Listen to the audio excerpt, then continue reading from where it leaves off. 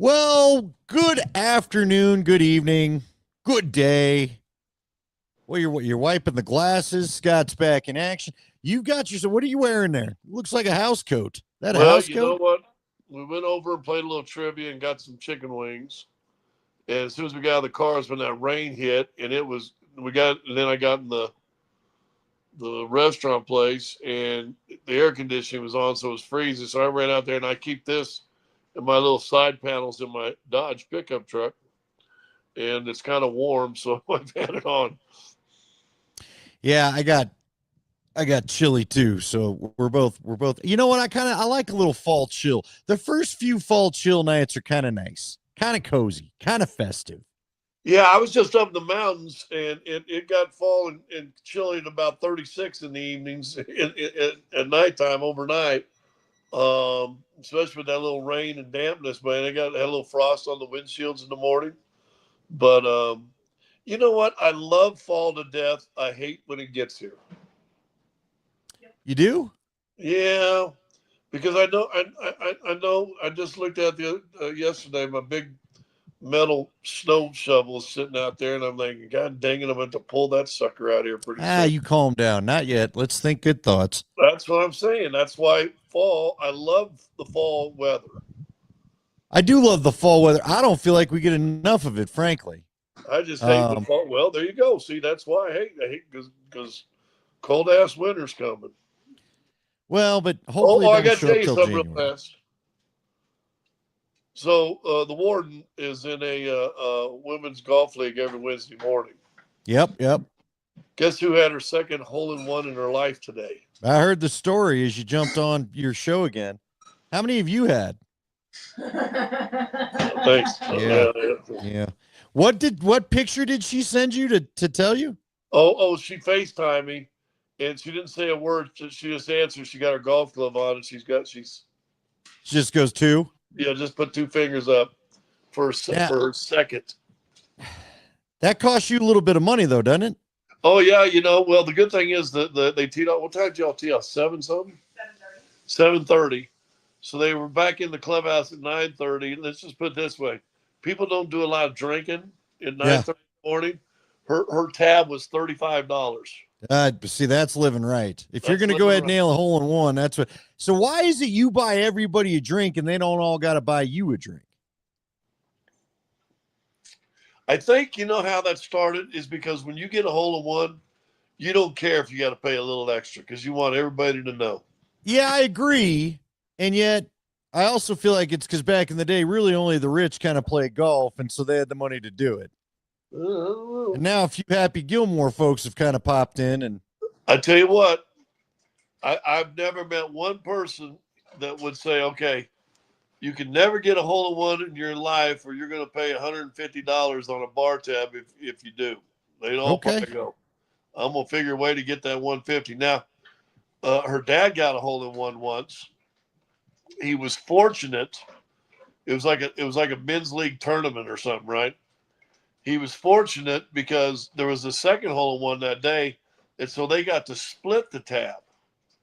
And ooh, prisoner 581115's half share of the bar tab was $350. he picked the wrong day to go play golf. Well, but Apparently, he there were a also lot of picked. people playing some Hey, golf that I day. just talked to him about it. He goes, "I was sure glad somebody else got a hole in one that day. Good God, That yeah, that was I a think seven yeah. hundred dollar tab if you had to do it by yourself."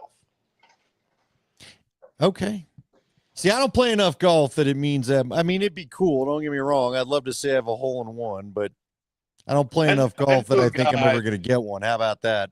I knew a guy in this, and he was, and gosh, if it's who I think he is, and I won't give you any names. He's back from my hometown, and he just passed away like in the last day or so. But he was known as a big talker, but a cheap wad, right? And he had a good job, made a lot of good money, and all that stuff. Our little club back home, you start off on a par three, hits a hole in one. This starts the day. Your first shot of the day, you hit a hole in one.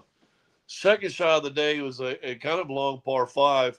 He holed out from outside the green for a three. He went eagle, eagle, to start his day. They said the next thing you know, he had grabbed his bag from the back of his cart and walked off the cart into the parking lot and went home because he didn't want to have to pay for drinks for anybody. He had 2 eagles back to back and didn't finish his round. Wow. Right? Wow. All right. Well, congrats to the warden. Yeah. So, some of us have to work for a living. Yeah, because you got to keep paying for these hole-in-ones she keeps getting. Yeah. That's what you got to do. All right. The way my back's been feeling, I'm here to say, sadly, I'm not sure I'll ever. The way I'm feeling again today, I'm not sure I'll ever play golf ever again. So I think it's one thing. Raquel Welch and holes in one are 2 things I'll never have in my life. I'm positive about Raquel Welch. Although I do have a picture with her somewhere. She's still going? No, she passed away a few years. I was going to say. I don't want to kill anybody off on this podcast, but I'm not sure. Is not every single radio host that's ever done it for more than a decade? Hasn't everybody who's done this always killed off at least one person? Oh yeah, I do it. I do it all the time. Bittersweet. It's late for Daddy. Daddy tired today. Yeah, we gotta. Yeah, folks. We're probably moving this to Tuesday, and if we go to Tuesday, then I don't know if you want to go to 8:30, we could go to 8:30. But we gotta talk some Broncos. We have to get a little Avs. Want to get your thoughts on the Buffs? I feel excited because normally you and I have already talked 15 times about stuff before we get on this podcast, and you've been in the mountains with your boys, and I've had about 1,000 things going on, so we haven't really talked about the game. I don't really know how you feel about the game. I really don't. Well, I went back today and I watched last year's Broncos at Chargers game, and part of it stemmed from I was listening to the morning show, and Coach was sitting in with the morning show, and everybody's talking about, well, the Chargers just absolutely handled the Broncos last year, and I'm like, oh, okay. So I watched this game. Broncos at one time in that game had a 24-13 lead. No, the first half was all them. Listen, you want to know why I remember it? I'll tell you why I remember it, Scotty. Because the second game came right before Christmas. If you remember, they flexed it to Thursday. It was supposed to be like the day before Christmas or something, and that got everybody fired up. I was running those watch parties, so it was the Thursday before Christmas. A lot of people were in town. They were ready to party. We were down at Stoney's. It was like one of the best bar remotes I'd ever done for a half. I mean, everybody's ready to go. We're giving away prizes. It's Christmas. Everyone's in a good mood. The Broncos may lock up a playoff spot. And all of a sudden, the second half, it got weird at the half with that stupid kick thing and the free kick that Harbaugh was able to get, if you remember. And then kind of like this Colts game, which is maybe where you're going, the offense it was just not there in the second half. Well, and that's what it started getting me thinking, just how many games, and D-Mac brought up that Kansas City game at the end of the year, and I don't say this disrespectful. I don't think you count anything for that game. I mean, I certainly don't. Yeah, that was a given. But I'm trying to think how many games we've seen since Sean Payton's been here, and I know you had a year with Russ. We've actually seen like 4 quarters of great offense. Again, they're almost going to be games you don't want to count because it would either be it possibly was Tampa Bay last year, or it was Carolina, or it was Atlanta. That was about it. You know what? I'll give another one. How about Cleveland? Cleveland, the Monday night Cleveland game, we all had a lot of fun. They kept answering because they had to.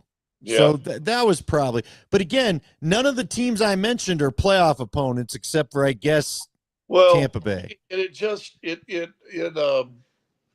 the point being, I feel like teams in the past have adjusted what Denver's doing offensively, but I don't know how quickly we adjust back or to something different also. And, they scored 6 points. I think 6 points, field goal in the third, field goal in the fourth, in that the Charger game last year.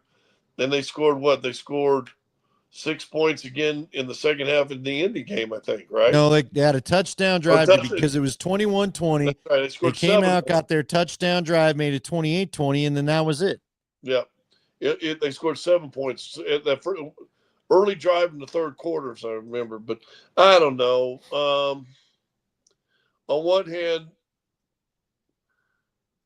I think you guys, Nate did it, talking about how Kansas City's not going to keep winning these one-score games. And well, that seems to become about a little bit. And I asked Nate, because I was hung over in that crossover thing a little bit, and I said, well, how many, Denver won all the games they were supposed to. They're going to keep winning all the games they're supposed to. Now, Indy may, who knows? They may be surprising everybody. Taylor looked like a top 2 or 3 back in the league running against Denver. But that's a game you kind of think, if you're a playoff team and a team that's going to try to win the AFC West, that's a game you're supposed to win. And you had every bit of chance. I still think that's a ticky-tack call at the end, whether it's the right call. Oh, there's no doubt it is. It's still ticky. And it's also punitive. I mean, for what he didn't do to deserve 15 yards, but that's what's in the rules, so I'm cool with that. But just felt like we gave one away. I will say this: had they found a way and won that game, that kick is no good. You win the game, 28-26. I wonder how big this game is going to be played up this week with Kansas City starting 0-2. They got to go to the Giants, but they're starting 0-2, and you got the Chargers and the Broncos both at 2-0. Boy, that sure would have looked nice. That had garnered a little national attention for this game coming up on Sunday, wouldn't it? Yeah, and I believe it's another 205. That might have bumped them to 225. Now, I might be wrong. Maybe I'm just getting it confused with the first two. But look, here's my thing. I want to go back to something that you said that I think is interesting, because I know you're speaking the way a lot of people feel. And I think it's funny that you say it, because you were the first one to give people a warning. But we're upset because we think Indy's a bad team. Well, not necessarily you, but I think the collective we fan base. Let's go back to D-Mac talked. I remember D-Mac was pretty confident they were going to beat him. Mark Springer certainly was confident they were going to beat him. I think Nate said that they were going to beat him. I kept saying it's a weird place. I thought they'd win a close one, and I guess they almost did. But for the most part, and jump in the comments, we got them all coming in front of us. There's Storch now too, Sweets, a lot of our regulars. Coloradan, we're good to see you, Colorado Dan. I always add the Colorado. It's just Colorado Dan. Look, man, everybody thought the Colts are going to be bad. Here's my thing about this game. I'm not going to go all Debbie Downer about it right now, because Daniel Jones, first off, played a hell of a game, which I heard you warn some people. He looked pretty good. I don't know if I'd be counting him out just yet. He played a hell of a game. He was accurate the whole day. He was not sailing a lot of passes. And you know what I thought was funny? Honestly, Scotty, I think Sean Payton got Sean Payton. It looked to me like Shane Steichen took Daniel Jones and told him the same thing Payton told Bo Nix. Just get rid of the damn ball, man. Don't be taking sacks. Take the short crap. We'll live with it. And they got a running back they actually believe in and run a lot more than we do. So then you give them a full dose of that. They actually got the Joker guy that can catch a ball out of the backfield and take it somewhere. And now Ty Warren's a problem. And, I know everybody that hates. I know that half this town for some reason hates having the number one corner in the league and an all-pro. And that's fine. I'm never going to change your mind that I'd still take him all day, every day over every other guy they could have had. But he had a bit of a rough game. Okay, it's going to happen. I got news for you. You don't have a great matchup for Ty Warren. The guy that was supposed to be covering Ty Warren last week was Dre Greenlaw, and he ain't healthy, so he didn't get it done. So I'm going to just say this. I'm not going to get too upset about this loss just yet, because Indy may join you in the playoff field this year if they keep playing this way, if you can get there. They can win their division, that's for sure. Oh, that division. Dude, what happened to C.J. Stroud, man? Good night, but neither here nor there. But that offensive line at Houston looks very iffy. No, I would agree with you. All right, dude, so here's the other thing I think is kind of funny, by the way. Just another side note. Sean Payton keeps bringing all his Sean Payton people here, and you can point to a ton of Sean Payton people as to why he lost that game, okay? Sean Payton, first off, I think there were points where he could have kept hammering the ball. I hate the formations. When I talk about running the ball, you get into shotgun and handing it to the guy next to you. That ain't running the ball. It's tough. I don't like that. Get your big personnel out there because guess what? J.K. Dobbins sees those cutback lanes. Let him do his thing. So he hires Darren Rizzi, who called the block. I don't care. And a bunch of people writing, oh, Dallas set a record. All right, this guy never made more than a 55-yard field goal. And he's been on 3 teams in the pros. Why did you call a block to begin with? It's a damn 60-yarder. Jump up, but what are you putting on your block for? I read something out of Indianapolis where that long snapper, they'd study what Rizzi likes to do. He set him up to get that leverage call, by the way. Set him up to get that leverage call. Maybe I'll have to send you that little article. No, we read the article, and then we watched the film on it, and Tyler pointed out that having played special teams and field goal protect all of his career, he said, that guy didn't do nothing special. All right. He ain't doing nothing special. All right. Well, all I know is they got the call. So your special teams guy you had to bring in and fire everybody else got you. He calls a block, no matter what Sean wants to say. Which the point being is distract him, yell at him, jump up and down. The guy makes a 60 to win it with no time on the clock, okay. But, and I was with you because they kept saying that on the broadcast. He has never missed a field goal in the deploy. And I go, well, how's he on his 3rd team in 4 years? Well, and I told one of these guys on here, my boy Stan was one of the guys watching the game with me. And I told him, I said to my guys, he's going to miss this. He's going to miss it when he tried the 60-yarder. And sure enough, he did. So not only was it not on target, it was short. Dude, it was a no-hoper. It was a no-hoper. It was almost as bad as the kid from Tennessee trying to kick against Georgia. Now, the other thing is you got your boy Will Lutz, who we had to have. And look, Will's been a good kicker. But again, Will Lutz, the weirdest kick I've ever seen, looks like one of your wife's golf shots that maybe doesn't go the way she wants it to and drains the upright. So you miss a field goal kick there. Troutman, another guy you had to have, is the one that grabs the face mask and costs it. There's just a part of me that, look, if you can't tell, I respect Sean Payton's coaching ability, but I get frustrated with some of the stuff I see at times. And I said it either last week or 2 weeks ago. I'm ready to let somebody else play call. I'm with you.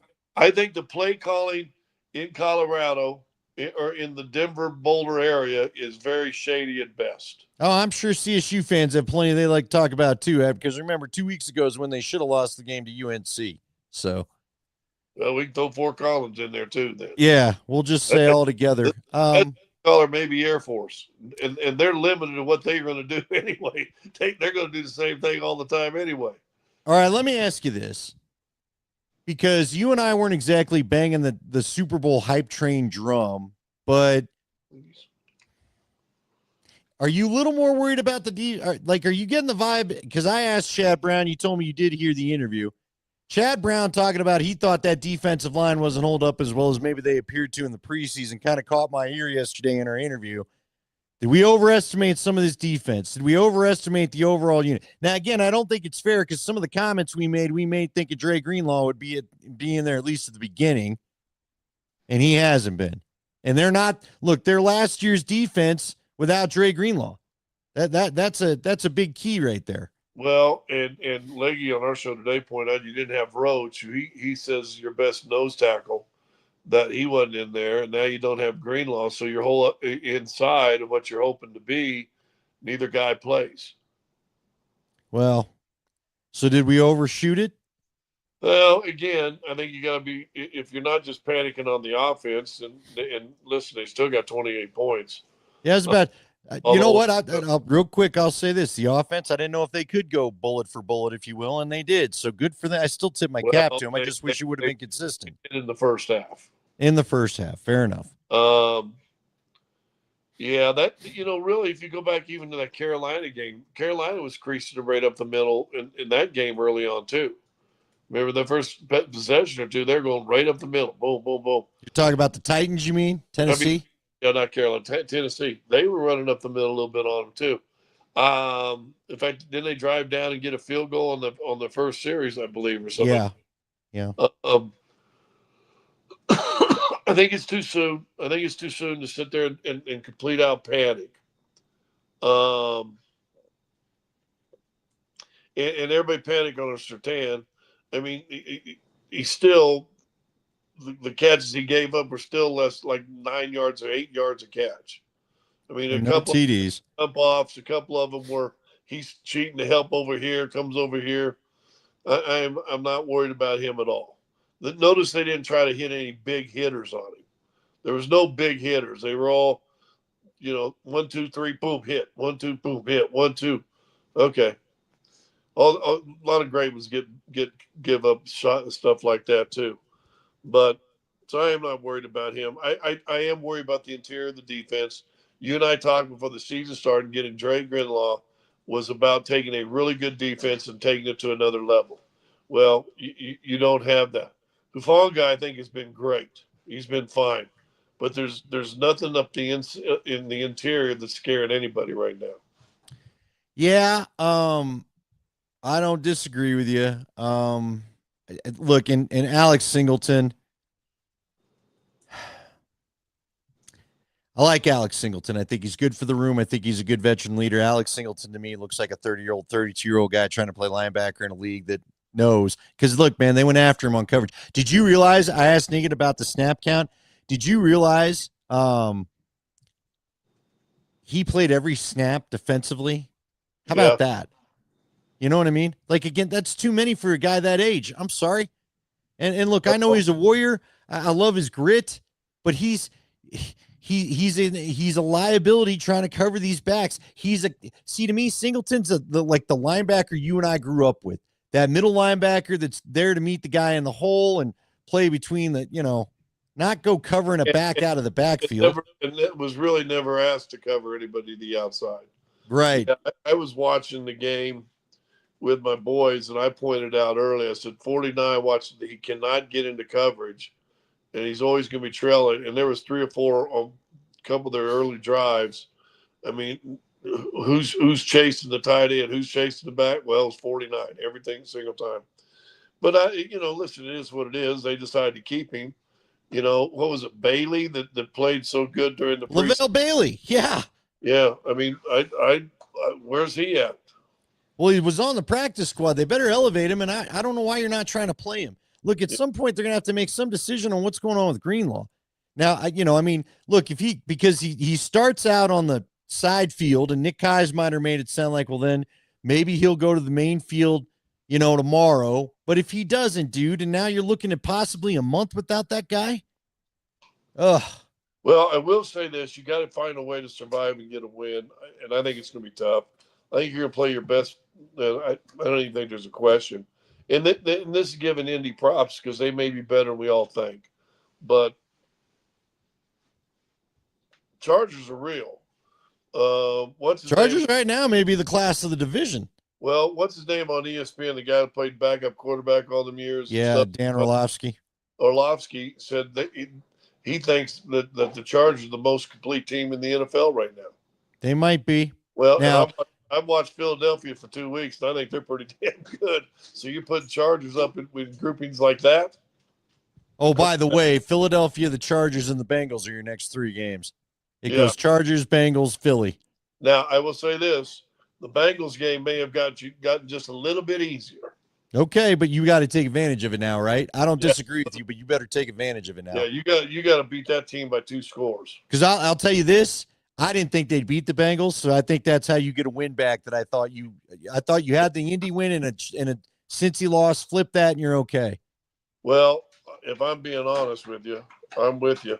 I thought they'd be 1-1 too. But I go back to what you said a while ago, and I know I delve too much and live too much in history, but I'm with you. They're just something about playing in Indy. They just don't seem to get over the hump very often. Well, the Jets game might have got a little bit easier. Justin Fields, although here's the problem with the Jets game. The Jets game now, it's in London, so you're going to funky time zone. Then you got to come back and face the Giants without a bye week, man. It's just you're going to London. I think someone told me they're not leaving till like Friday. All right, good luck. Hope that works. Yeah. I know they're going to be in Philly. They're not coming back here after Philly, I was told, so I don't know what's going on, but okay. Well, where do Isn't they that kind of funny?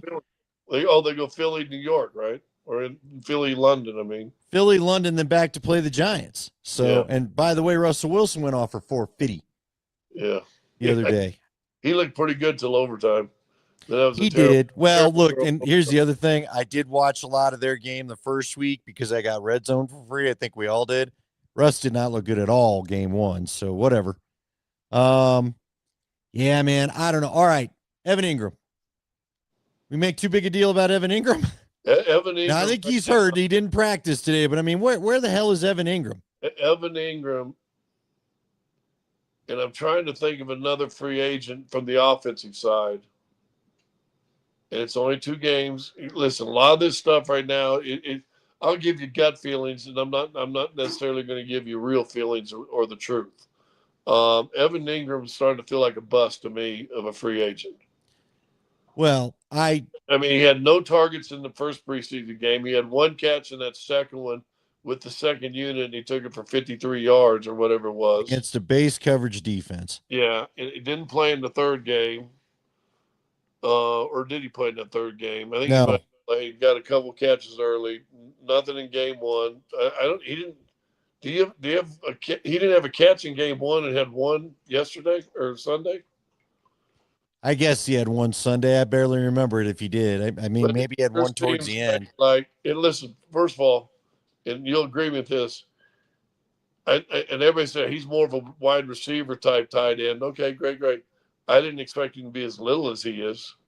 Well, I agree with you, but also there's just, again, it's, and look, I knew he hurt that cap, man. A guy fell on his leg and like flattened his foot against Tennessee, and it looked like it hurt. It looked like it screwed some things up. Okay, you're right. So I'm sure his calf is not right. But nonetheless, look, but this has been the problem. I mean, again, here's what kind of happened. It's the new NFL free agency. You get excited when you hear these names, but all these names got injury history. That's why a lot of them become free agents. And right now, it's not going in our favor other than Hufanga. All the other guys, they're still hurt all the time. And frankly, we probably made too big a deal. I don't know, man. Look, again, I'm with you. I'm going to tell you my gut and the way I'm feeling right now because that's all we can live with. This could all change. Sean always seems to get this team to figure things out by October and gets his offense together. So I'm also banking on that. Even with Russ, they got some things finally going in October that was better than September. But, dude, we may have made too big a deal about Evan Ingram. I hope I'm wrong. Yeah, I'm feeling like that too, and I hope I'm wrong too.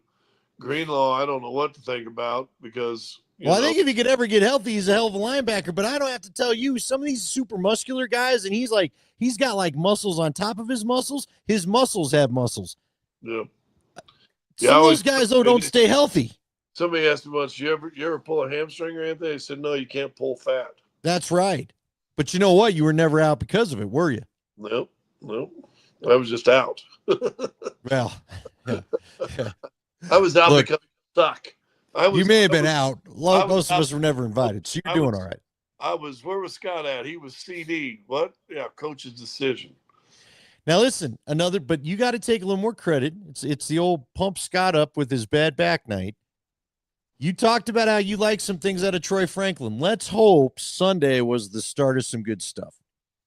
Because if they could have just, if they don't get the leverage stupid call and they sneak out of there with that win, are we not calling that maybe the Troy Franklin game? Yeah, maybe. Yeah. It's kind of funny because I went back and looked today and somebody broke down all of Bo Nix's passes. How many times he threw the ball over 10 yards in the air? I heard you tell the guys, and I know wasn't it 8 or 7? 5. 5. He had the one reception that went long down at the other end. I think that to the left side of the field, which I think that was to Troy.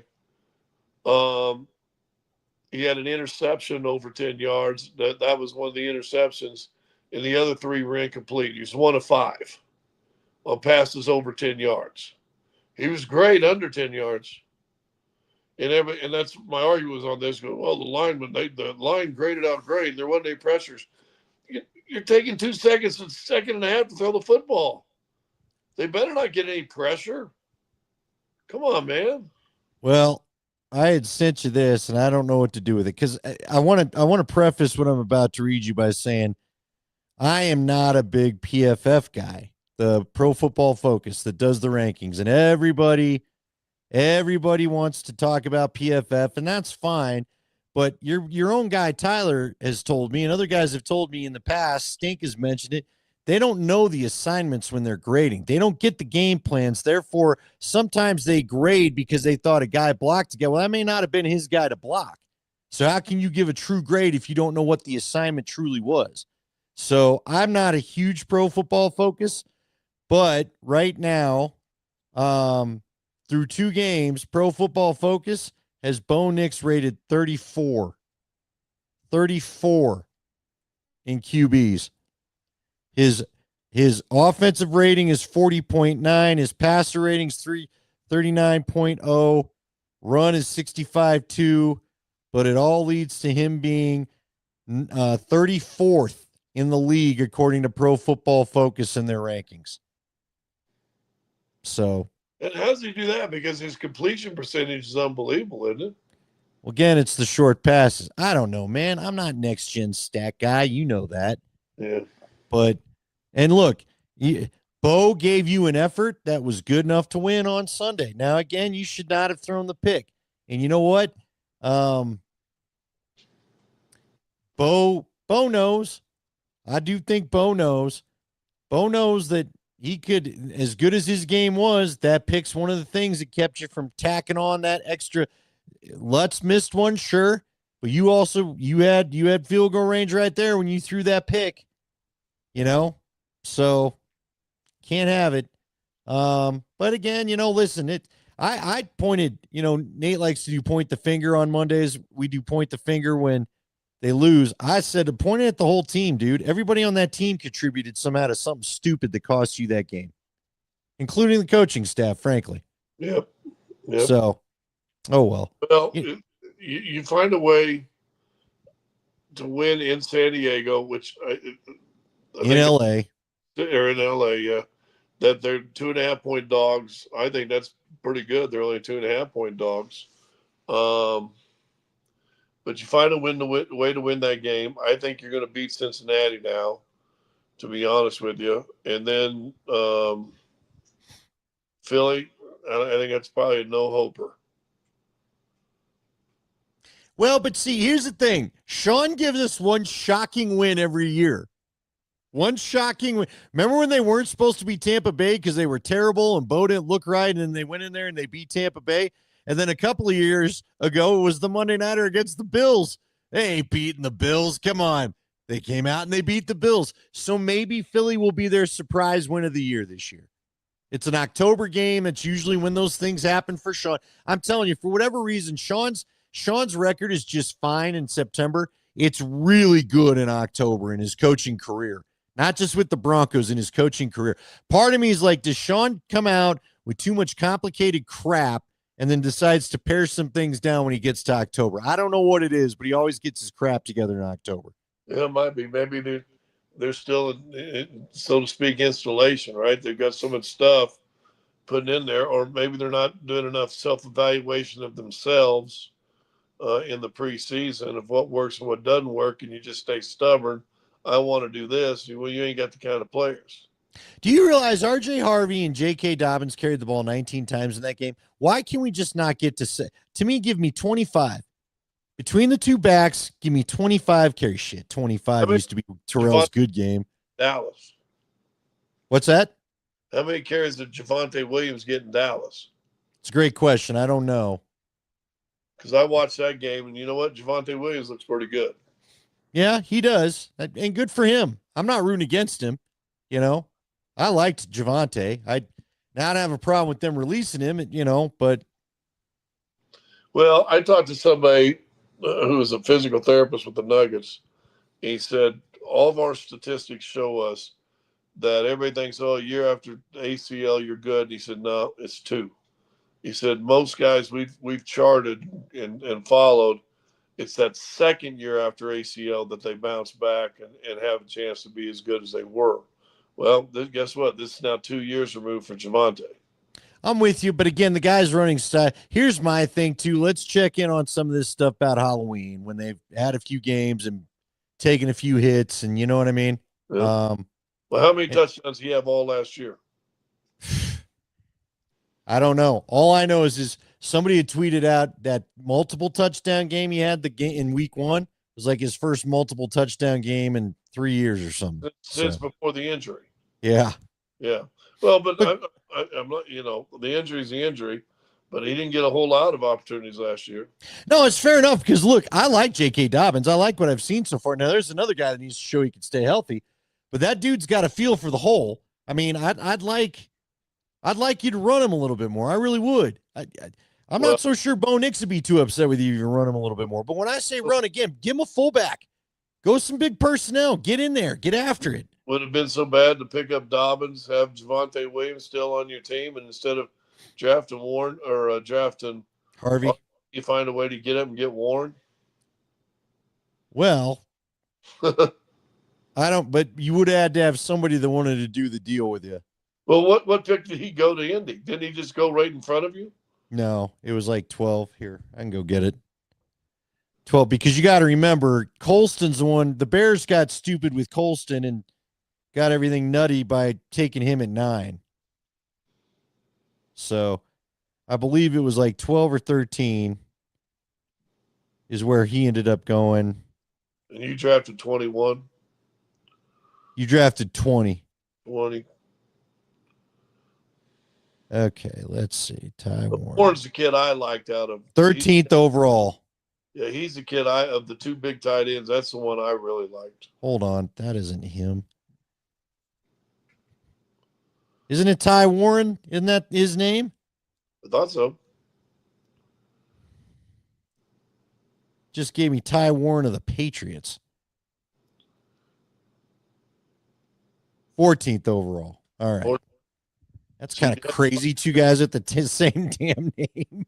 So some way you would have had to try to find a way to move up 6.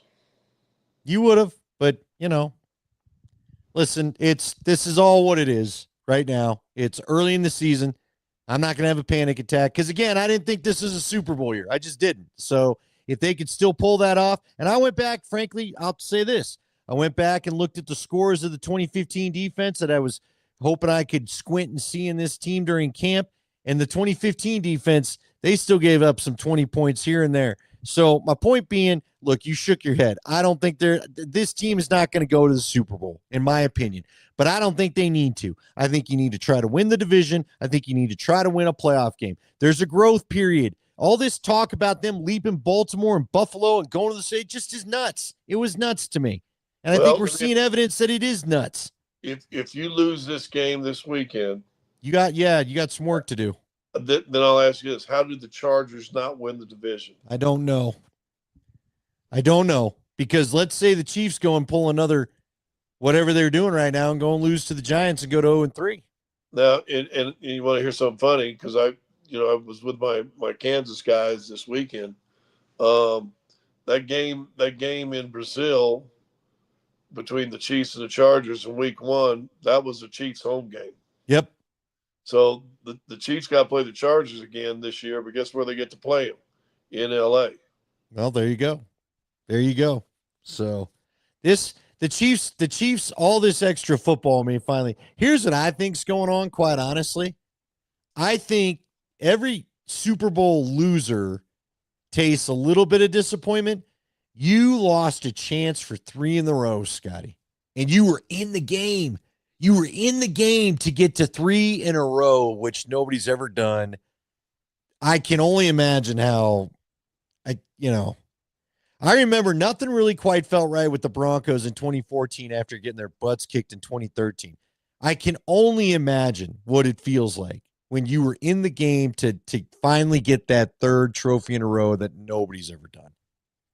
And so I think they're out of sorts. And frankly, Travis Kelce, he looks like a guy who keeps telling himself he wants to play football, but he's got too much worth paying attention to that ain't football. So yeah, listen. Let's be honest.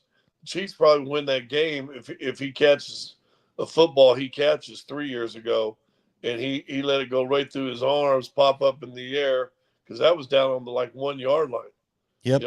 He's probably scoring a touchdown there.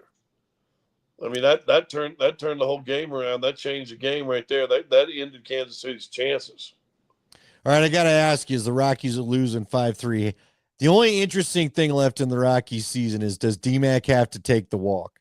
Well, I hope it comes down to game 162 to not tie the record. I hope you're right.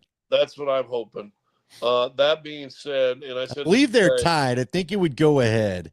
if they're tied now, right? Yeah. Yeah. If they end up winning 42 or 43, so they win 2 more games in the last 10.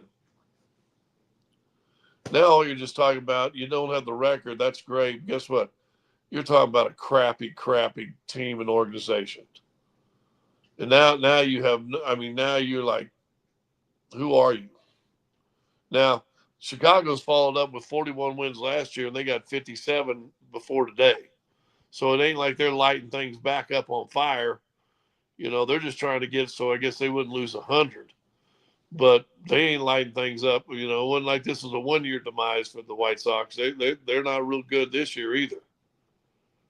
Well, the Rockies have lost over 300 games in 3 years. 300 games, Scotty. And what if this team yells, "Oh, it'll turn around next year"? None of it. Warren Schaefer trying to convince you that it will so he can have his job, that the future's bright. That's it. Dude, Well, even Kyle, we were playing audio from Kyle Freeland that Steve Nelson sent us all, man. Kyle Freeland's broken.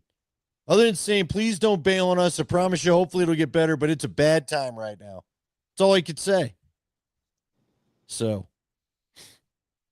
Well, when you need him to pitch great, he plays like crap, throws the guy, gets ejected. But then people forget his next start, he was great, and they still blew the game. Well, yeah. Kyle Freeland, I root for Kyle Freeland not to be a Rocky anymore. I really do.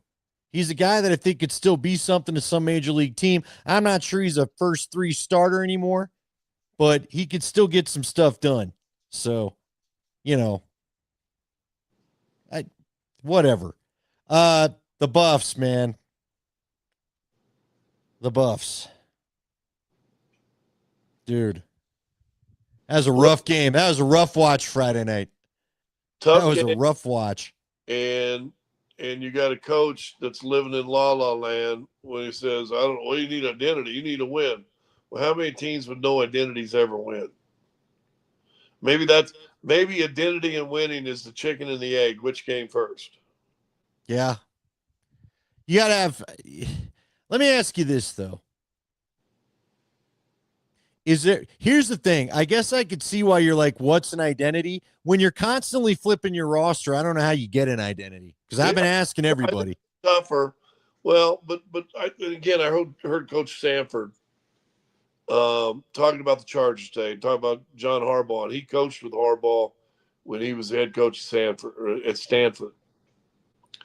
And he says this guy, wherever he goes, whether it's Stanford, 49ers, Michigan, and now here, he is tough playing, hard hitting teams. That's what he's known for. So you can sit there and say, well, you got guys coming in and guys are going out and you're losing this. Okay, but what's your standards? And maybe we got to move the word from identity to what are your standards? And okay, I like that. You know what I'm saying? Because people are saying right now about the Chargers, dude, they hit you. I mean, they're a physical team. This is the Chargers. This is Eric Coryell. This is Dan Fouts. Throw the ball 60 times. Chargers. You know, you never worried about it because you figured if you could punch them in the mouth, you'd beat them. They were always kind of a finesse team. Yeah, fair enough. But they always seem to get injured too. It's almost as if they've got the worst training staff in all of professional sports. By the way, Marlins just went yard again. It's now 7-3 in the top of the 8th. But now bring in a coach like Harbaugh, he says, okay, whatever identity, here's what our standard is. Our standard is we're going to stand up there and punch you in the mouth and see how long you can take it. Can you take it for 60 minutes? He did it at Michigan. He did it at Stanford. Did it at the 49ers. Let's see. Let's see. Well, that's not an identity, maybe, if you don't want to call it that, but it's a standard. Fair enough, man. Standard. They don't know. Look, I had a guy tell me that I trust knows what he's talking about. Said they don't recruit guys that know how to tackle when it comes to defense. I go, why is the defense so bad? He goes, because they don't recruit guys that know how to tackle. That's why. They can't tackle. They don't play physical, and that's not the guys they're looking for. So, how much you working? Stanford told us a story when he was at Stanford. And first of all, his coaching style was a little different. He didn't believe in coaches meetings, stuff like that. But he said they went on basically situational drill. First and 10, second and 6 type thing. Harbaugh said, "Screw that." He said, "Hey, let's get the chains out here." And he said, "I can't believe," he said, like it went an hour or whatever. He said they just played football. They played real live action, take you to the ground, punch you in the mouth, football. And think about it when he was there in the Pac-12. At one time, Stanford was considered the most physical team in the Pac-12. between Harbaugh and Shaw, they were not fun to play against. Yeah, I mean that was Stanford again, one of those kind of fast, typical Pac-12 type of teams. We're going to do this. So listen, I know we talk about CU, but I disagree with Prime on this. If you don't want to call identity, fine. Then what's your standard? Because you ain't hitting nobody in the mouth right now. No, you're not. And it's No what's funny right now. What's funny about it shows you that size isn't always the great factor, because when you look at them, like that O-line, it's standing next to him on the sideline finally, because when I go to a road game, I can actually go and pee on. I can actually do my job and walk the sidelines and have enough room to go side to side, north and south, and all that. Every one of those O-linemen's got at least half a foot on me. They all look the part. They all look like they should be a road great and offensive line, but it ain't happening. So they got one big problem. Offensive coordinator should not be offensive coordinator. Yeah, I think a lot of people are starting to feel that way, so I think it could get interesting. I know this. Gary Barnett said on the broadcast multiple times he doesn't want to see a bubble screen the rest of the year. Tyler brought this up on the show today. You got Brian Leftwich in there. Byron Leftwich was the offensive coordinator in Tampa for a few years, wasn't he? Wasn't he in Tampa when Tom Brady won a Super Bowl? He was thought to be a hot head coaching candidate, and then it just kind of went away. So why didn't you let him be the offensive coordinator? Fair enough. But yeah, look, I got no problem with that. I didn't even think about that, but that's a great point. I would agree. Because I don't know what this thing is right now. I know you got a ton of names. And listen, Mark Johnson told me they talked to Marshall Faulk on the coach's show last week, and apparently Marshall Faulk had these great insights into running the ball, and it's another team that I think if you could dedicate to it. I mean, you know how to look. Running the ball is one of those things, and the Broncos are guilty of it too. It's not always going to look good in the first quarter, and sometimes not in the second, but it's something you got to keep doing. You know what I mean? Going for a jog every day is not going to make you slim in 2 months, but you got to keep going. And 6 months is where it pays off. And I learned this best. Again, I'll go back to the 2015 Broncos. Gary Kubiak made sure they ran the ball consistently. You know what? Come third, fourth quarter, when you've tired out that defense because your old linemen got to go be the aggressors and not the go backwards guys all the time, you wear some people out, and then you start seeing the 5-yard run, the 3-yard run become a 7 or 8-yard run. Well, what was the key? What was the key in Super Bowl 32? Run the ball.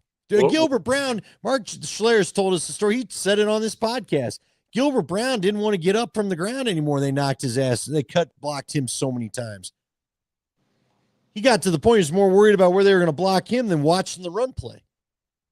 Because, again, you did it consistently. You didn't just do it here and there. Okay. And then all of a sudden you start big play. But all right, well. But how about this? So let Byron Leftwich call some plays and let the guy that's helping him out is what'd you say the running backs coach is? Marshall Faulk's the running backs coach. Why don't you let Marshall Faulk and Byron Leftwich decide what you're going to do offensively? Fair enough. I'm in. Seriously. Because I can see this. When you got old school, old former head coach dudes that, I guess Pat Shurmur played somewhere. I don't know. He probably played football sometime.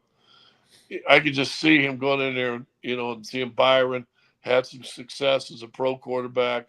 had some success, got a Super Bowl ring, by the way, as an offensive coordinator.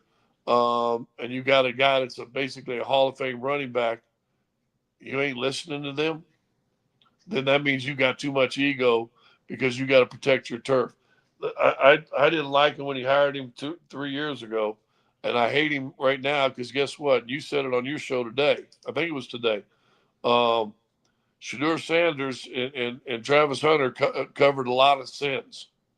Well, yeah. They covered a lot of sins, and when you need to get back in the game late somehow or whatever, one of them two cats is making a play. You know what? And by the way, don't forget you got 3 other receivers that are on NFL teams this year that was on that squad too. Oh yeah, yeah. You had talent. You did have talent, but and you know, maybe Shedeur really wasn't running Pat Shurmur's offense as was suggested because it looked a lot better last year. Listen, I don't think anybody in the chat is going to tell you that they think Pat Shurmur should be calling plays. I don't think anybody is. All right. We saw it in Denver. I thought it was a weird hire up there, but I think that's one of those things where Dion just likes his NFL guys. He grabbed a guy with an NFL resume, but here we are. So just Byron Leftwich. He's done it before. Let him have the reins, dog. All right. What you got for Sunday? You ready to predict something, or are you still feeling it out? Feeling out a little bit, but I think Ellie's soccer team can pull one out. Should be a tough one. Good. She going to get any goals? What's her plus minus? Oh, I don't know. She scored a few. Oh. She had three last weekend. All right. Well, you take your pea coat off and go slip into your silk war cleaver jammies so you could go to bed. This is 3/4. 3/4 button. You ever heard of 3/4 zip? Yeah. It's a 3/4 button. I know, but it has a very English look to it. You don't feel, you know what? I think you've been watching too much Downton Abbey, and so now you feel like you need to dress like your people. Watched every year of Downton Abbey, and I got to see the first movie too. The first movie's outstanding. And now you're wearing pea coats. Okay, it's all good. Not a coat. It's a 3/4 button up. Look at those big buttons too. You're really defensive of his article of clothing. I like this. I didn't tell you that I hated it. I just said it looks a little English. That's all. So go drink your Bass Ale and, whatever. And Guinness. Well, that's not English. That's Irish. Well, but they drink it in England. Newcastle. Guess they have Newcastle. Balmers. I like Balmers. Didn't you say that? That's cider. Okay. All right.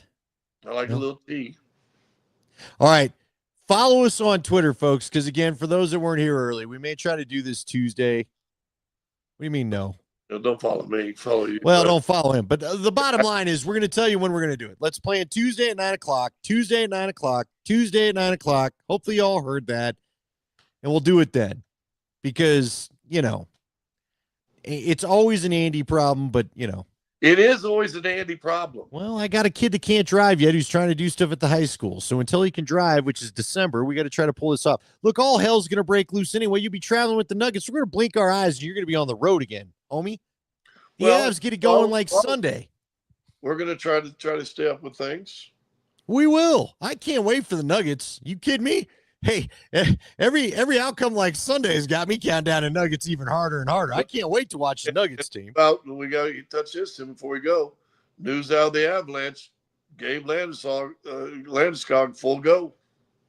Well, did you see him today? We could touch on that real quick. Did you see him today picking up a phone and answering a guy's phone and getting everybody laughing again? That's what they missed. Captain's back.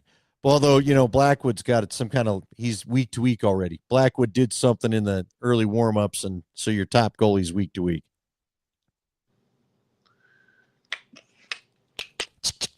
The world. All right. We'll talk to you all next week. On Y'all come back here. On Tuesday. Yeah, 9 o'clock. And maybe this Sunday at halftime. Maybe. Yeah, you keep having people come over to your house. Hey, again. It ain't about the people coming over to the house. It's me not sure what the hell's going on in this game. I'm sitting in a pub, an empty pub, with my Kansas guys ready to do a thing, and it's Andy. Well, I've got all my guys over here. Oh, because you in a pub's gonna have you paying attention. You know what we would have got? We'd have got this shot all night long. I don't know, man. I mean, I don't know. Maybe I'm checking the game out, and no, you got me just like this. Look at this jacket. Look at the 3/4. it's a sweet pea coat. It's not a coat. It's a 3/4 button up. All right, go get into your silk jammies with your appropriate collar. Put on your smoking jacket. Turn the lights down low, and that thing up in the wintertime and keep your neck nice and warm. yeah. Well, okay. Okay, You got a cold neck? What the hell's the beard doing you if you got a cold neck, Sanders? Well, look, this covers the back. I got the beard double insulation up front. Well, I can do funny things with my beard right now. I'm not sure how much longer it's lasts. Look, I can do this. Look. It looks, please. What are you doing? Look, Uncle Jesse, you need to shave that thing. Hold on. What are you doing? What do you think? I think you need to shave it. That's it. What are you doing? What are you doing? Are you seeing yourself on the camera? Yeah. Hold on. Let me do this one too. Let me do the Viking. No. Do No. a little Lou Albano. We were at a barbecue joint in Houston, and some guy came in with one of those, the braided beard. He had it shooting off in two directions, and the thing was like down to his knees. Coach Barnett was like, "What the hell is that?"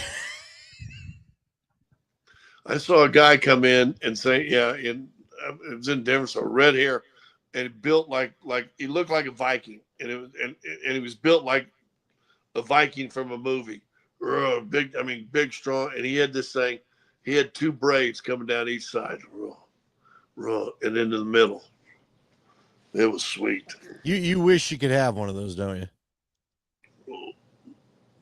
Wish I could. Yeah. You ain't getting no raw and down the middle.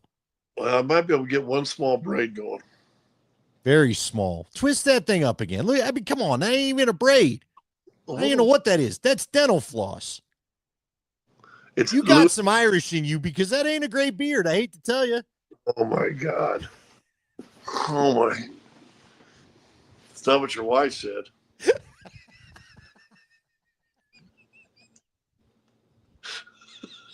Hey, tell Julie I'll be by tomorrow as you head out to your work. Okay, I appreciate that. Pay the painter. All right.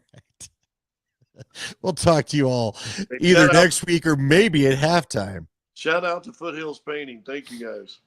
For what? Well, they're painting my house. For free? Oh, hell no. Then you ain't shouting nothing out. Oh, okay. Hey, if you want to pay to get shouted out, call Scotty. Good Hey, night. well, I'm sure one. No, I ain't gonna say that. Yeah. Goodbye. All right, love you.